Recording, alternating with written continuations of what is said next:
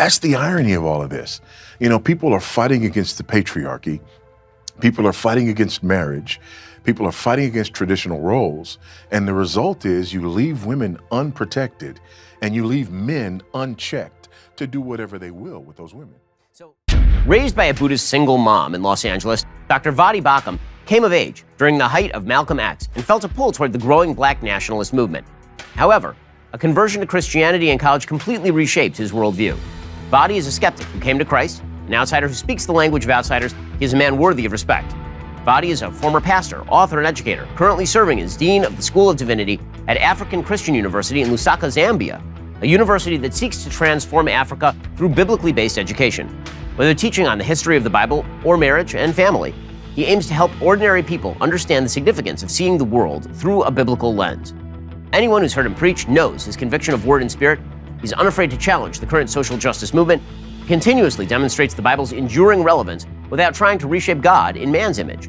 On this Sunday special, I sit down with Voddie to discuss his unusual path to faith, biblical masculinity, and the woke pastors who have infiltrated Christian churches around the world. So obviously, the term social justice is very contentious. So how do you define social justice, and what do you think is wrong with social justice? Yeah, I think social justice classically is defined as the redistribution of wealth, privileges, and opportunities.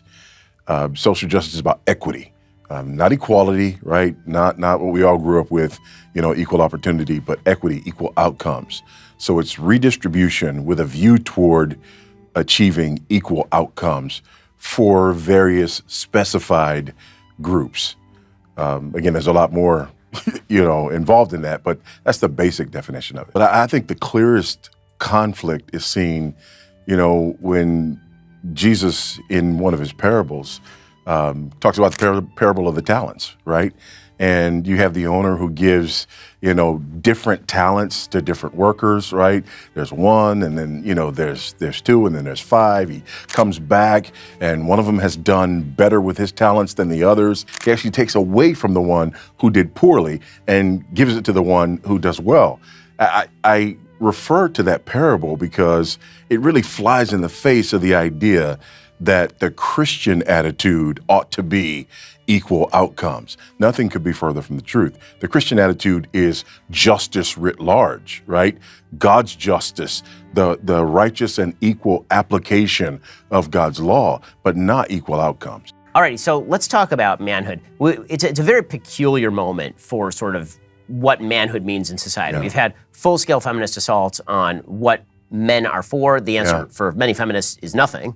Right? Like war, it's good for nothing. And then you have a simultaneous sort of backlash that has come in the form of actual toxic masculinity, meaning men acting poorly, pointing out that men have sort of been robbed of their initiative, that men have been robbed, and all that's true. But then the reaction is, okay, so the more muscular I act without actually taking on responsibility, the more I'm a man. Right. And so you're seeing the sort of manosphere online, which has picked up a lot of steam. Hyper-masculinity. Yeah. And what I've said about it is that they're getting a lot of the diagnosis right, and they're getting a lot of the prescription wrong. Yeah. They're correctly pointing out that men have lost their way. They're correctly pointing out that men have been feminized, that a lot of what men were supposed to do has been taken away from them. But their answer is not to sort of restore traditional manhood. Right. Their answer is to almost take advantage of the failures of the system. So be as promiscuous as you want, nail as many chicks as you want.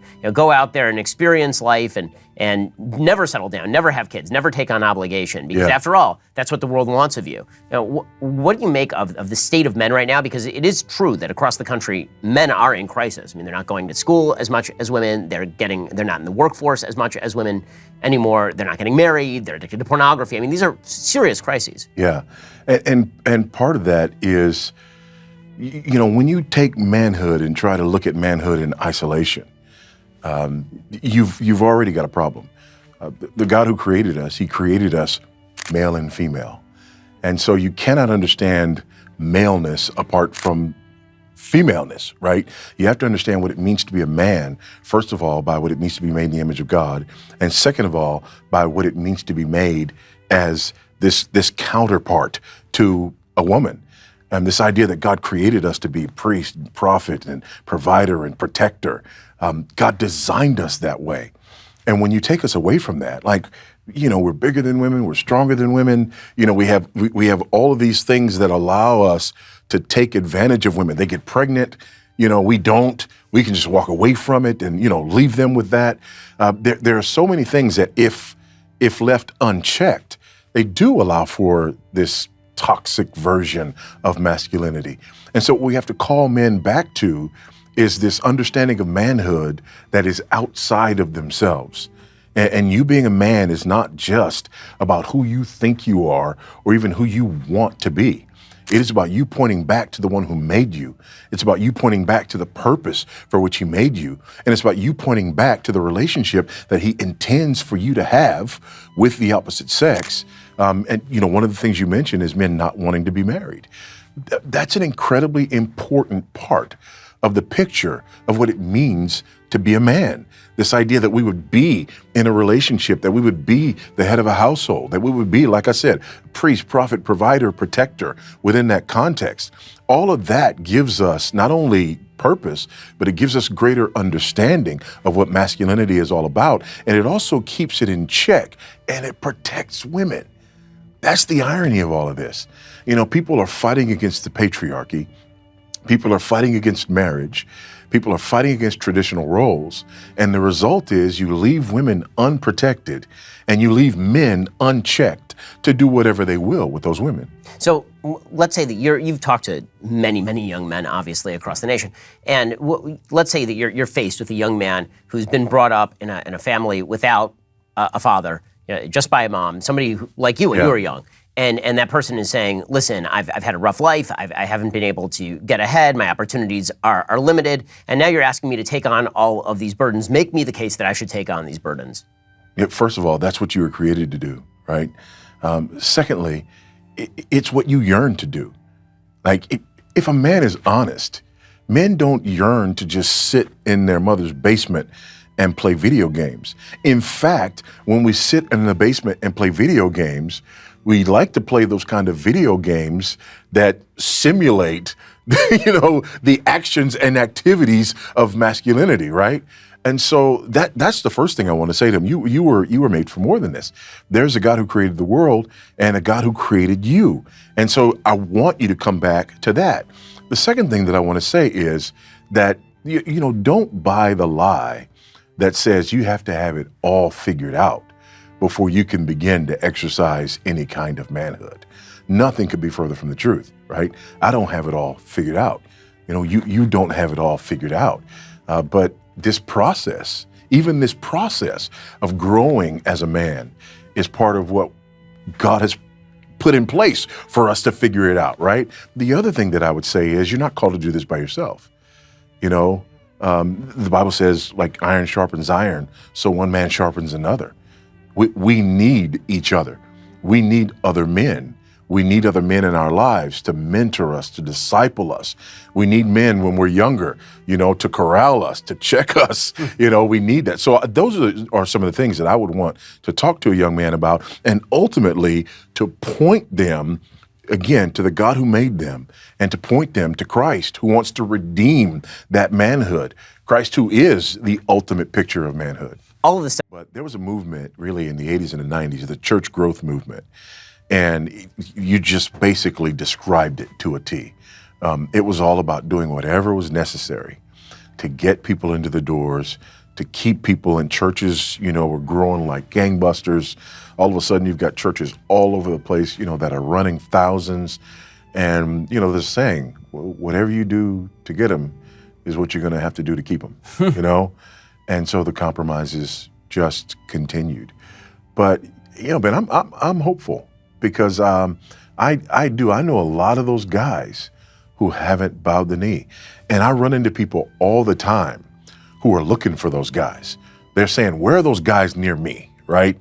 And a lot of people are looking at and listening to and following people online. Everybody sort of, bashes social media, and, social media deserves bashing.